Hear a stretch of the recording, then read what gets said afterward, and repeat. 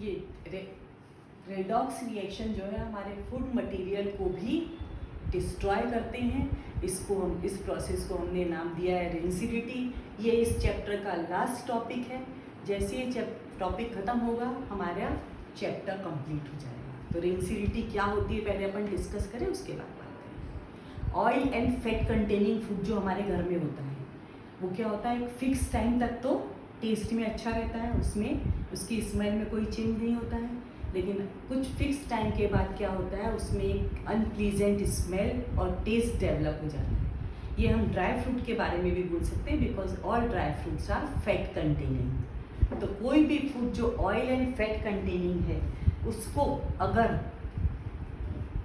बहुत लंबे समय तक एयर में एक्सपोज किया जाए, बहुत लंबे समय तक वो ऑक्सीजन के कांटेक्ट में रहता है, तो उसका ऑक्सीडेशन हो जाता है। और ऑक्सीडेशन होने के बाद उसमें अनप्लीजेंट टेस्ट और अनप्लीजेंट स्मेल डेवलप हो जाती है और वो नॉन कंज्यूमेबल हो जाता है। उसको हम कंज्यूम नहीं कर सकते, नॉन एडेबल हो जाता है, उसको हम खा नहीं सकते हैं। इस प्रोसेस को हमने क्या नाम दिया है, रेंसिडिटी ऑफ फूड।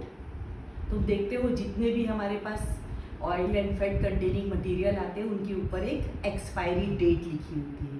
उस एक्सपायरी डेट के बाद फूड जो होता है वो क्या होने लग जाता है, रेंसिड होने लग जाता है। ऐसा फूड कैसा कहलाता है, rancid. Process is rancidity and food is known as rancid.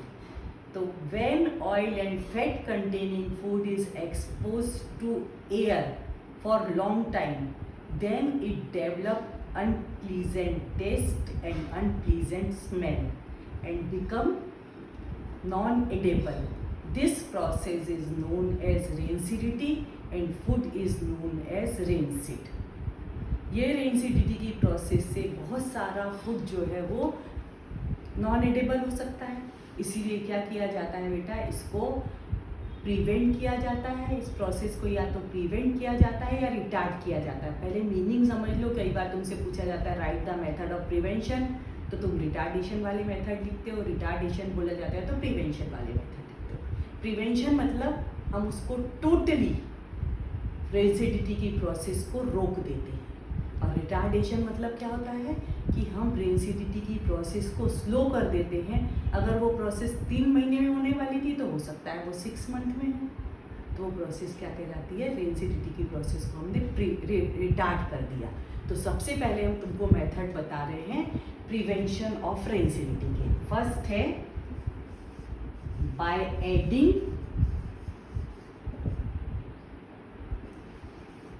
Antioxidant.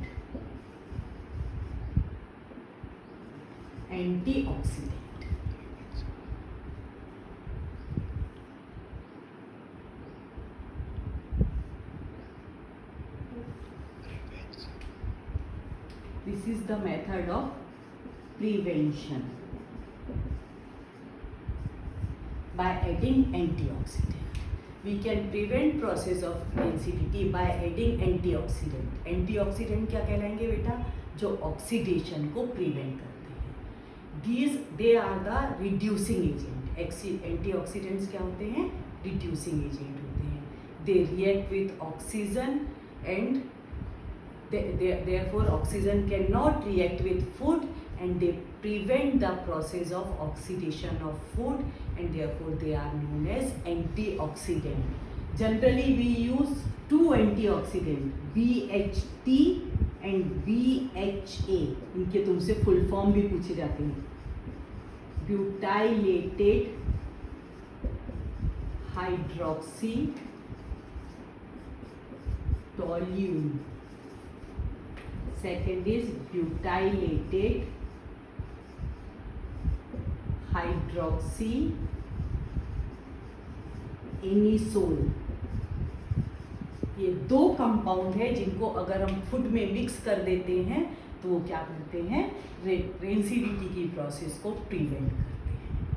Oxygen जो भी एंटर होती है, एयर जो भी एंटर होती है, वो एंटीऑक्सीडेंट से रिएक्ट करते हैं because they are reducing agent. ये ऑक्सीजन से रिएक्शन कर लेते हैं और ऑक्सीडेशन ऑफ फूड को प्रिवेंट करते हैं। सेकेंड मेथड है प्रिवेंशन का by flushing food with nitrogen gas. तुम चिप्स के पैकेट होते हैं, कुरकुरे के पैकेट होते हैं, उनके अंदर गैस फिल रहती है। अगर वो गैस ऑक्सीजन होगी तो क्या होगा, रेंसिडिटी हो जाएगी। तो क्या किया जाता है, ऑक्सीजन को रिमूव करने के लिए, मतलब ऑक्सीजन उसके अंदर एंटर ना हो पाए, इसीलिए क्या किया जाता है, वो फूड जो होता है उसके पैकेट्स में नाइट्रोजन गैस को फिल कर दिया जाता है। ऑक्सीजन को फिल नहीं करके नाइट्रोजन गैस को फिल कर दिया जाता है। नाइट्रोजन गैस एक इनर्ट गैस है, एक तो वो ऑक्सीजन को एंटर नहीं होने देती और दूसरा वो फूड से कोई रिएक्शन नहीं करती। तो जो फूड है वो लंबे समय तक चल सकता है। अपन देखते हैं ना, जितने भी चिप्स के पैकेट आते हैं, कुरकुरे के पैकेट आते हैं, वो सारे के सारे गैस फील्ड होते हैं। उसमें कौन सी गैस फील्ड है, nitrogen gas, which is non reactive gas, it prevent rancidity. अब मान लो वो पैकेट जो है फूटा हुआ है, उसमें से गैस निकल गई है, तो उस केस में उसमें रेंसिडिटी स्टार्ट हो जाएगी और वो जो होगा फूड वो नॉन एडेबल हो सकता है। तो कभी भी जब हम चिप्स या कुरकुरे का पैकेट खरीदते हैं तो हमको क्या ध्यान रखना चाहिए कि जो पैकेट है उसके अंदर गैस टोटली फिल हो, वो पैकेट जो है वो ब्रेक ना हो। These are the two methods of prevention of rancidity. Then retardation of rancidity. Method of retardation of rancidity.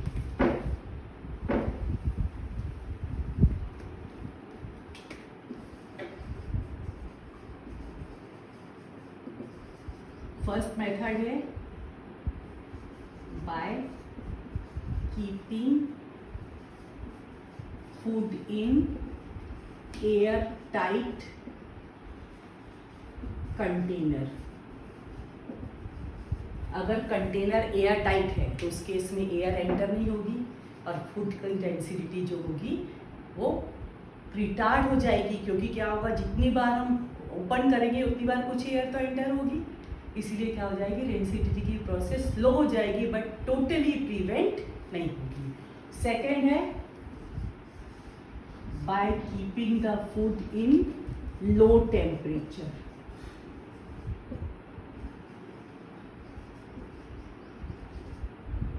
Low temperature क्या होता है बेटा, जब हम लो टेम्परेचर पर रखते हैं तो प्रोसेस जो होती है वो स्लो हो जाती है और इसीलिए फूड को हम लंबे समय तक रख सकते हैं। और third, by keeping the food in away from light, away from light की प्रेजेंस में रेंसिडिटी की प्रोसेस फास्ट होती है। इसीलिए देखो तुम कई बार मेडिसिन के ऊपर या कुछ चीज़ों के ऊपर लिखा रहता है keep in away from light. वो क्या करता है, ऑक्सीडेशन की प्रोसेस को प्रिवेंट करने का फंक्शन करता है। तो 2 मेथड हमारे पास प्रिवेंशन के हैं, 3 मेथड हमारे पास रिटार्डेशन के हैं रेंसिडिटी के, ये तुमसे पूछे जाते हैं।